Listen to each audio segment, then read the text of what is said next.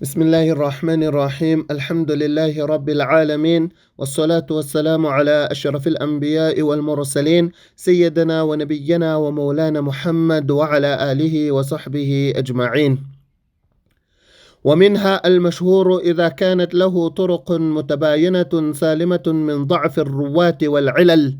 وممن صرح بإفادته العلم النظرية الأستاذ أبو منصور البغدادي والأستاذ أبو بكر بن فورك وغيرهما.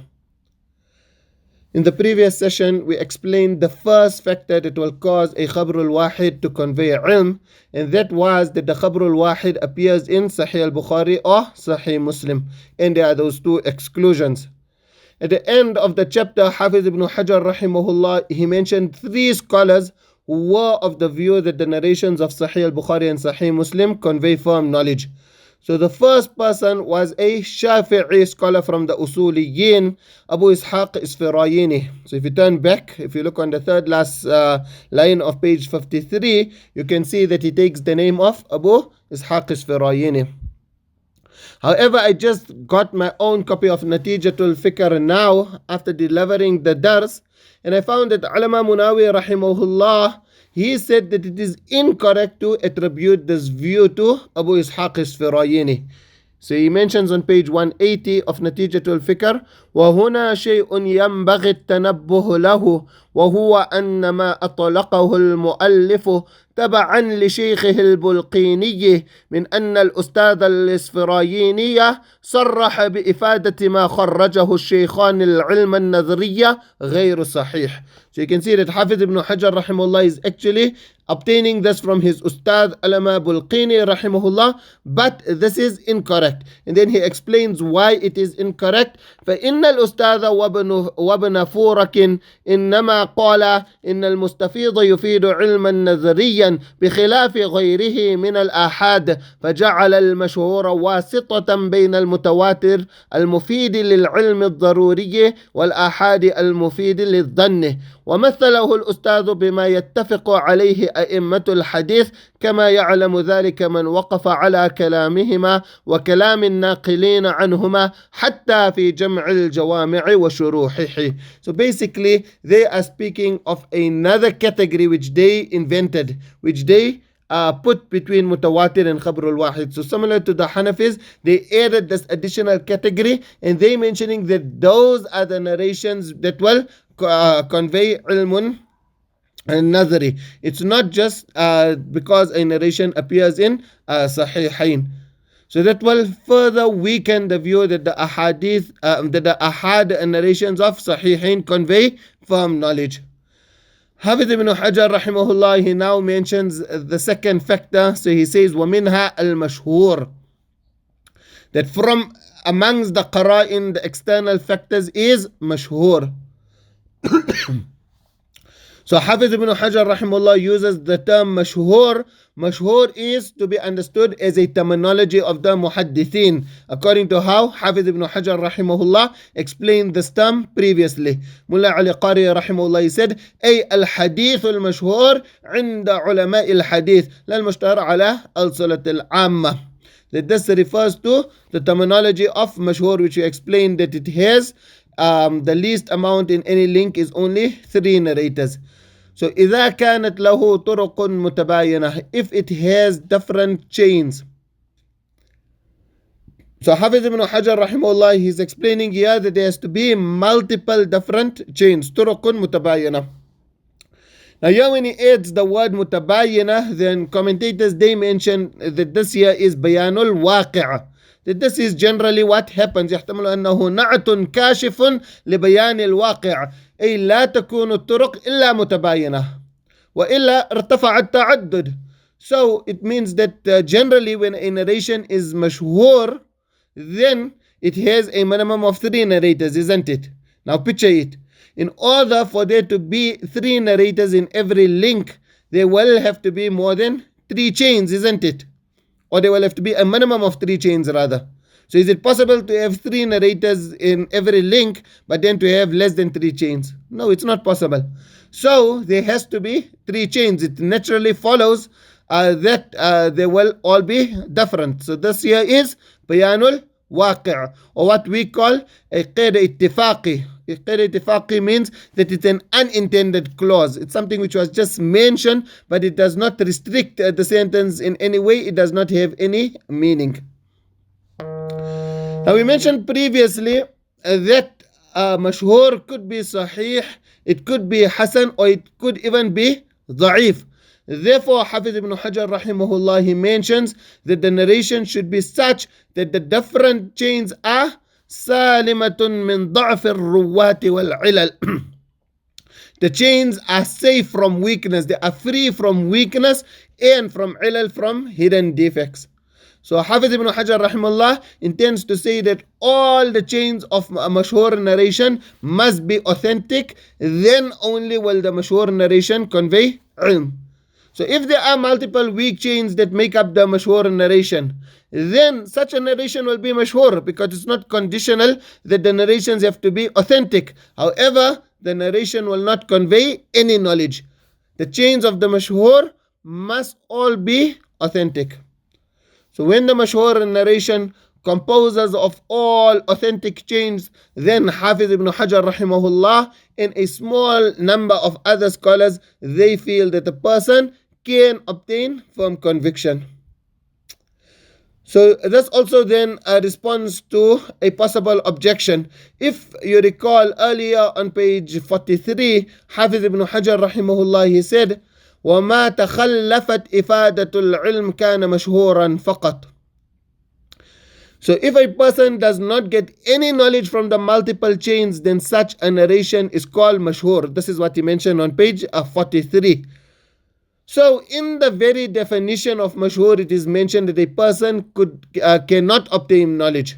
So how can he now say that a person can obtain knowledge? So the answer is that the statement that he mentioned there refers to those mashhur narrations that comprises of weak chains.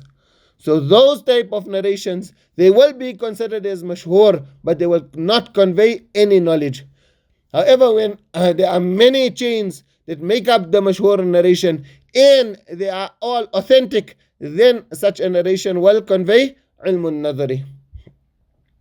So the difference between mutawatir and authentic mashhur narrations is simply that for tawatur, a person obtains knowledge immediately because it's ilm al-daruri. A person is forced to accept that information. He becomes convinced at that very instant. The moment he hears it, he becomes convinced. But for mashhur, the person must first study the chains and check the authenticity of the chains, the reliability of the narrators, the authenticity of the narration, and then only will he obtain knowledge. So in the end, according to Hafiz ibn Hajar rahimahullah, a person will obtain firm conviction from both mutawatir and authentic mashhur narrations. Now all of this is when we consider the meaning of mashhur according to the definition of the muhaddithin. However, we mentioned that mashhur has a completely different meaning according to the Hanafis. You remember, we discussed it in lesson 19.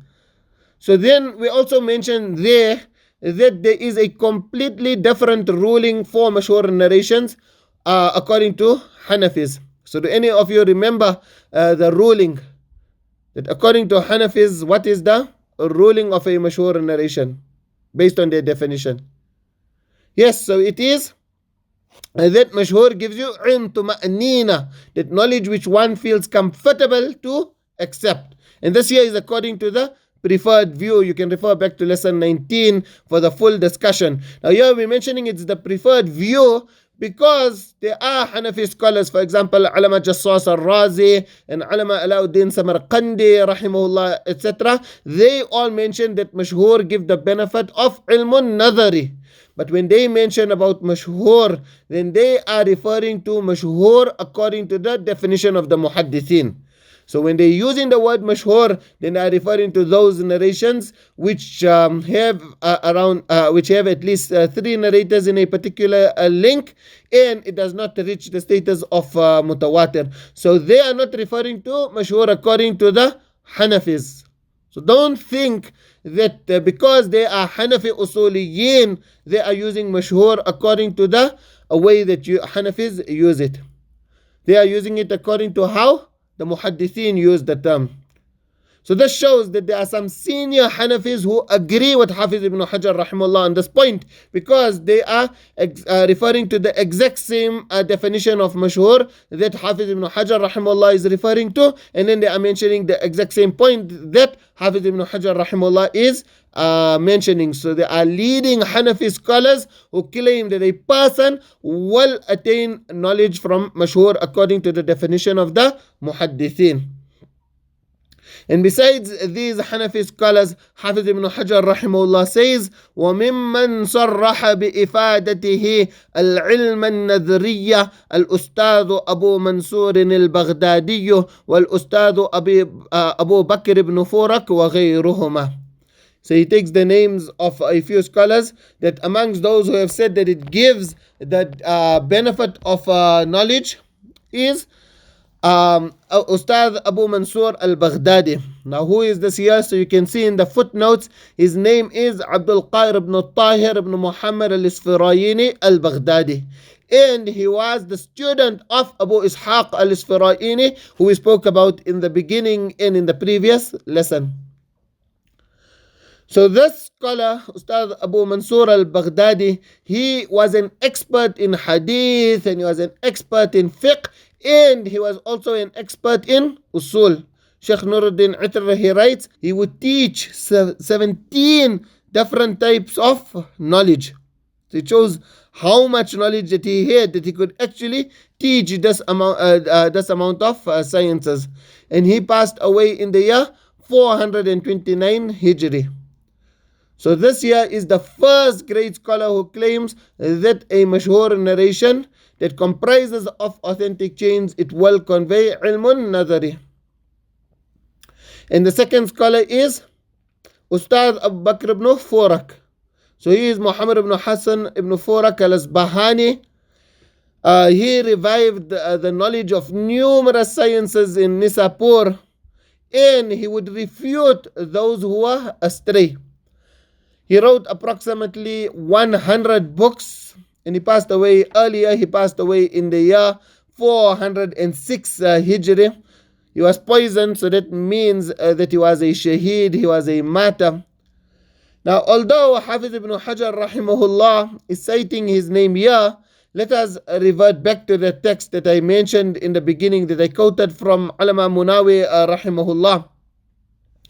So he mentioned, فَإِنَّ الْأُسْتَاذَ وَبَنَ فُورَكَ إِنَّمَا قَالَ إِنَّ الْمُسْتَفِيضَ يُفِيدُ عِلْمًا نَظْرِيًّا بِخِلَافِ غَيْرِهِ مِنَ الْأَحَادِ. So he used the word مستفيض, فجعل المشهور واسطة بين المتواتر المفيد للعلم الضروري والآحاد المفيد للظن. So they do not consider mashhur to be part of ahad, like how Ibn Hajar rahimahullah is considering it here. Rather, just as how the Hanafis consider it to be a separate category, he is also considering it to be a separate category. So that will then mean that he was not of the view that mashhur, according to the definition of the muhaddithin, it will give you the faida of ilm. And besides these two scholars he mentions, وَغَيْرُهُمَا, there were others as well who held the same view. So in conclusion, from the three types of ahad, some scholars felt that authentic mashhur narrations give the benefit of knowledge. However, the majority of scholars were of the view that if a narration is mashhur according to how muhaddithin define mashhur, then a person will not obtain any knowledge. Hafiz ibn Hajar rahimahullah now mentions the third qarina, the third external factor. So he says, وَمِنْهَا المسلسل بالأئمة الحفاظ المتقنين حيث لا يكون غريبا كالحديث الذي يرويه أحمد بن حنبل مثلا ويشاركه فيه غيره عن الشافعي ويشاركه فيه غيره عن مالك بن أنس فإنه يفيد العلم عند سامعه بالاستدلال من جهة جلالة رواته وأن فيهم من الصفات اللائقة الموجبة للقبول ما يقوم مقام العدد الكثير من غيرهم. So Hafidh ibn Hajar rahimahullah mentions ومنها المسلسل بالأئمة الحفاظ المتقنين حيث لا يكون غريبا. He uses the word musalsal. The musalsal is actually a terminology. The definition of musalsal and the discussion of tasalsul, it comes in detail later on page 122. Inshallah, we will discuss it in more detail there. For now, just know that it's a terminology as well. And the literal meaning of it is هو اتصال الشيء بالشيء والتتابع. It's when one thing is connected to another thing and it's consecutive. And that terminology, the istilahi meaning هو تتابع رجال إسناده على صفة أو حالة واحدة. So Mullah Ali Qari rahimahullah, he explains والظاهر أنه يريد بالمسلسل المعنى اللغوي للاصطلاحي. That it's apparent that he intends the literal meaning. So therefore the meaning of this sentence of Nuzha an-Naḍar would be that from amongst the external factors, from amongst the qara'in, which will upgrade a khabr al-wahid and it will give it the potential of conveying a knowledge, is a narration that is continuous with imams. And what kind of imams? That they are also huffaz, they are memorizers, and al-mutqinin, they are precise when they quote. So when they memorize something, then they don't quote it incorrectly, rather they are very precise in the way that they quote it. So basically it means that a great person is transmitting from a great person who is transmitting from a great person. And what that Hafiz ibn Hajar rahimahullah is saying, حَيْثُ لَا يَكُونُ غَرِيبًا, that the narration should not be gharib. That means it must be aziz. So there must be a supporting chain. Hafiz ibn Hajar rahimahullah is adding this as a condition. And I will explain the reason for that inshallah shortly. Let us first go through the example that Hafiz ibn Hajar rahimahullah presents. He says, كالحديث الذي يرويه أحمد بن حنبل مثلا ويشاركه فيه غيره عن الشافعي ويشاركه فيه غيره عن مالك. It's a narration, for example, Imam Ahmad rahimahullah is narrating it. So he mentions مثلا, it shows that he's just giving here an example. ويشاركه فيه غيره, and there is someone else who also narrates it. عن الشافعي, from Imam Shafi'i. So look at this, the sentence. It means Imam Ahmad is also narrating it from Imam Shafi'i. وَيُشَارِكُهُ فِيهِ غَيْرُهُ عَنِ الشَّافِعِ. And it means another person is also transmitting it from Imam Shafi'i. وَيُشَارِكُهُ فِيهِ غَيْرُهُ عَنْ Malik. And Imam Shafi'i is narrating it from Imam Malik, and another person is also narrating it from Imam Malik. So this is the example that Hafiz ibn Hajar rahimahullah is giving, that you have Imam Ahmad narrating from Imam Shafi'i, narrating from Imam Malik, and what that in each link, وَيُشَارِكُهُ فِيهِ غَيْرُهُ. Before even explaining this example that Hafiz ibn Hajar rahimahullah is presenting, understand one very important principle. That although we do not accept that a person can get ilm from a khabr al-wahid, for these scholars who claim that a person can obtain knowledge, for example, Ibn Hajar rahimahullah, who they claiming that a person can obtain knowledge from a khabrul wahid, for them it will be essential for the chain to be such that there are imams all the way from the author of the book until the Prophet sallallahu alaihi wasallam. You understand? There must be an imam in each and every link, or at least until the Sahabi. So we cannot have a weak narrator or even an average narrator quoting from Imam Ahmad rahimahullah, and then we ignore that weak narrator and we assume that we can be convinced because of the great imams.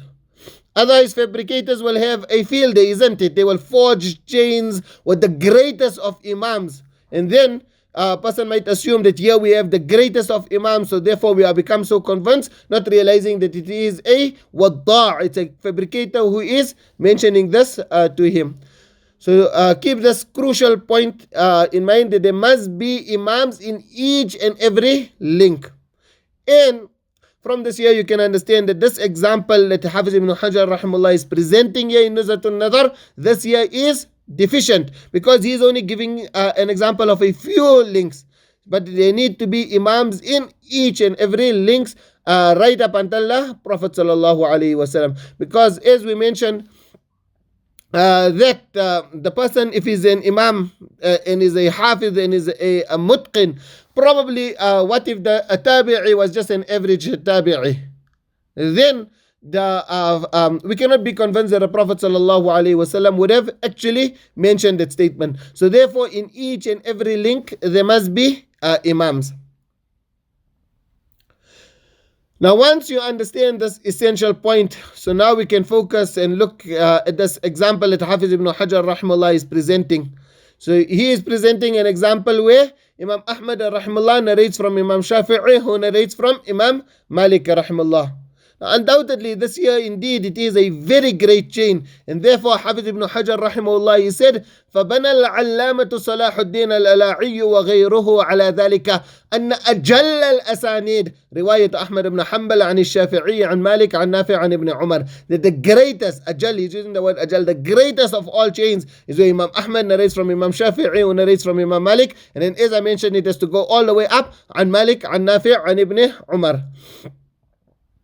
So in this example, from what I am giving, you can see here that it goes all the way up to the Prophet sallallahu alaihi wasallam. So Hafiz ibn Hajar rahimahullah is quoting from Alama Ala'i rahimahullah. In Bughyatul Multamis on page 95, we find the following words of Alama Ala'i rahimahullah. وَمِنْ أَغْرَبِ مَا نَذْكُرُ هُنَا مِنْ حَدِيثِ الْإِمَامِ مَالِكَ رَحِمَهُ اللَّهُ وَأَحْسَنَ. So he's calling it that it's أغرب. And then he quotes his asanid and the narration, and then he comments, لَيْسَ فِي الدُّنْيَا أَصَحُ مِنْهُ, that in this entire world there is no narration which will be more authentic than this. And then he explains, فَقَدْ تَقَدَّمَ قَوْلُ الْإِمَامِ الْبُخَارِيِّ رَحِمَهُ اللَّه أَصَحُّ الْأَسَانِيدِ كُلَّهَا مَالِكَ عَنْ نَافِعٍ عَنْ ابْنِ عُمَرٍ. Inshallah we'll do the chapter of أَصَحُّ الْأَسَانِيدِ, the most authentic of all chains. So Imam Bukhari rahimahullah, he mentioned that the most authentic of all chains is where you have Malik narrating from Nafi' narrating from Ibn Umar rahimahullah. So he says, فَكَيْفَ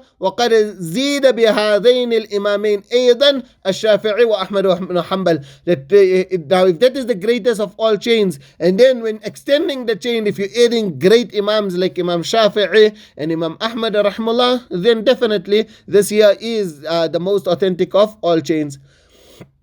Likewise, Alama Subki rahimahullah, he remarked about this chain, هذا الحديث مستحسن الإسناد.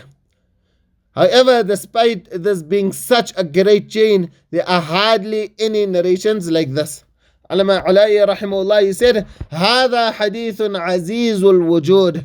That this year, it's very rare to find asanid like this year. Alama ibn Kathir rahimahullah, he said that there are under 20 narrations like this. He mentions in Al-Bidayah wa Nihaya, volume 10, page 336, قد أفرد ما رواه أحمد عن الشافعي وهي أحاديث لا تبلغ 20 حديثا. Ulama Hazmi rahmallah, he tried to gather a few narrations where Imam Ahmad is narrating from Imam Shafi'i rahmallah in his book Kitab Silsilat al-Dhahab فيما روى الإمام أحمد عن الشافعي. However, many of the narrations have the narrator Sulaiman ibn Dawood al-Hashimi between Imam Ahmad and Imam Shafi'i. So it's not Imam Ahmad quoting directly from Imam Shafi'i. So that means that there is not imams in each and every link. Likewise, Ibn Hajar rahimahullah, he says, وجمعتها مع ما يشبهها من رواية أحمد عن الشافعي عن مالك مع عدم التقييد بنافع في جزء مفرد فما بلغت العشرة والله الموفق. He mentions in his Nukat on Muqaddimah ibn Salah that he tried to gather all the narrations. So firstly, Hafiz ibn Hajar rahimahullah was such a great Hafiz. Whenever we're taking his name, we are using the word Hafiz. And then for the sake of research, he must have done such an intense study. Yet he says, فَمَا بَلَغَتِ الْعَشَرَةِ, that he could not find more than 10 narrations like these. Imam Suyuti rahimahullah, he gathered a few narrations like these in his book Al-Fanid fi Halawat al-Asanid. However, he missed some of the narrations that Imam Ahmad rahimahullah narrated in his Musnad from Imam Shafi'i rahimahullah. So in his Musnad, Imam Ahmad rahimahullah, he only narrated 7 ahadith. And from the 7, one is repeated. So there's 7 asanid from Imam Shafi'i rahimahullah, and that's out of 27,647 narrations, depending on how you want to count the narrations of Musnad Ahmad. If you want to consider all the repetitions, etc., then out of 40,000 narrations, there are only 7 narrations where Imam Ahmad is narrating from Imam Shafi'i rahimahullah, and where Imam Shafi'i is then quoting from Imam Malik rahimahullah. But now we mentioned that it's essential, it's conditional, that there must be imams in each and every link. So from those 7 narrations, there is only 1 narration which has imams in every link up to the Prophet sallallahu alaihi wasallam. Imam Ahmad rahimahullah, he said, and this here is in volume 10, page 104 of the Muassasa Risala print, حدثنا محمد بن إدريس الشافعي قال أخبرنا مالك عن نافع عن ابن عمر أن رسول الله صلى الله عليه وسلم قال لا يبيع بعضكم على بيع بعض ونهى عن النجش ونهى عن بيع حبل الحبلة ونهى عن المزابنة والمزابنة بيع التمر بالتمر كيلا وبيع الكرم بالزبيب كيلا. So from all of these narrations, it's only this 1 narration in Musnad Ahmad that is transmitted with imams all the way to the Prophet sallallahu alaihi wasallam. Alama Tajuddin al-Subki rahimahullah, he wrote, وليس في مسند أحمد رواية أحمد عن وليس في مسند أحمد رواية أحمد عن الشافعي عن مالك عن نافع عن ابن عمر غير هذا الحديث. Likewise, Alama Iraqi rahimahullah, he mentions in his commentary of his own Alfiya, ووقع لنا بهذه الترجمة حديث واحد. But there are actually 4 narrations. Although Alama Iraqi is calling it 1 narration, it's actually 4 narrations. Imam Ahmad rahimahullah brought the 4 narrations as 1 narration. So this is what Hafiz ibn Hajar rahimahullah meant in his nukat when he said وَلَيْسَ فِي مُسْنَدْ أحمد على كبره من رواية عن الشافعي عن مالك عن نافع عن ابن عمر رضي الله عنه سوى 4 أحاديث. So he's mentioning there are only 4 narrations. So as you can see, Imam Ahmad rahimahullah, he hardly narrated via this chain of transmission. And bear in mind also that Imam Ahmad rahimahullah, he heard the entire Muwatta from Imam Shafi'i rahimahullah. Alama Khalili rahimahullah, he quotes in Al-Irshad, volume 1, page 231, قال أحمد بن حنبل كنت سمعت الموطأ من 12 نفسا من حفاظ أصحاب مالك فأعدته على الشافعي لأني وجدته أقومهم به. So he's mentioning that he heard the entire Muwatta from Imam Shafi'i. So we can't even say that it's because he didn't hear directly from Imam Shafi'i rahimahullah, or because he heard through an intermediary. So therefore he's not quoting very frequently from Imam Shafi'i rahimahullah. No, he heard the entire he had the entire Muwatta from Imam Shafi'i. So if he really wanted to, he could have narrated many narrations via Imam Shafi'i to Imam Malik rahimahullah. So even though latter-day scholars had great regard for the sanad, and even though it's been described as Ajallul Asanid, and Alama Salahuddin Alai is saying Laysa fi dunya asahu minhu, and Alama Subki is saying that Mustahsanul Isnad, Imam Ahmad rahimahullah, he hardly narrated via this chain of transmission. And besides Imam Ahmad rahimahullah, there are quite a few narrations where Imam Shafi'i rahimahullah narrated Silsilatul Dhahab.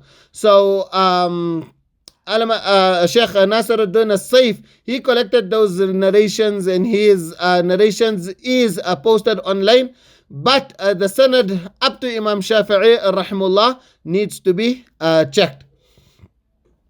So in short, if we go with this example that Hafiz ibn Hajar rahimahullah is presenting, then there are 2 points that come about. That if now we are considering that one narration is 4, then it's about 7 to 11 narrations in Musnad Ahmad which is transmitted through this chain. And then from all of them, there is only one that is suitable because it has imams all the way up to the Prophet sallallahu alaihi wasallam. But it does not stop there. Hafiz ibn Hajar rahimahullah, he added a clause and he said حيث لا يكون غريبا. So that it should not be gharib. Now this clause is simple, it's easy to follow. We simply need to get an alternate chain. So this here is the apparent meaning. Because ulama Ibn Nasir rahimahullah, he wrote وَقَدْ وَقَعَ ذَلِكَ فِي حَدِيثٍ أَصْلُهُ مُفَرَّقٌ فِي الْبُخَارِيِّ مِنْ حَدِيثِ مالك. This here is in الشذ الفياح من علوم ابن الصلاح. So as we mentioned that one narration can be divided into four. For each of those four narrations, which are actually quoted as one narration in Musnad Ahmad, there are supporting chains. Up to the Prophet ﷺ, he's mentioned in Sahih al-Bukhari, there are the supporting chains. However, when presenting his example, and for every link, Hafiz ibn Hajar rahmallah is adding وَيُشَارِكُ فِيهِ غَيْرُهُ عَنْ. So this makes it seem that having a parallel chain is not enough. Rather, in each and every link, we need to have support. So that means that just as Imam Ahmad rahimahullah is quoting from Imam Shafi'i rahimahullah, just as there is an Imam who is quoting from an Imam in the link above, there has to be someone else who is also quoting from that same Imam. You understand? Just look at how he's presenting the example and the wording that he's using. كالحديث الذي يرويه أحمد مثلا ويشارك فيه غيره. So the position of the words ويشارك فيه غيره. This is very important to take note of. The way he phrases the sentence, it makes it seem like in every link there has to be another person quoting from the very link above. If this is the condition, then it's very difficult to fulfill, because then we're going to have to examine and see whether this condition is fulfilled for this one narration that Hafiz ibn Hajar rahimahullah is presenting. So let us quickly go through the first of the four narrations. So we want to see now that does this here actually fulfill a condition of al-musalsal bil a'immat al-huffaz al-mutqinin? Okay, inshallah, let's go through this in the next session, because it might take a little bit of time. So we'll stop the lesson here, inshallah. So many lessons, we're going over our time. I don't want to now pull this again for 1 hour. So inshallah, we'll continue with this in the next lesson. Jazakumullah khairan. Assalamu alaikum wa rahmatullahi wa barakatuh. Tuesday. Wa alaikum assalam.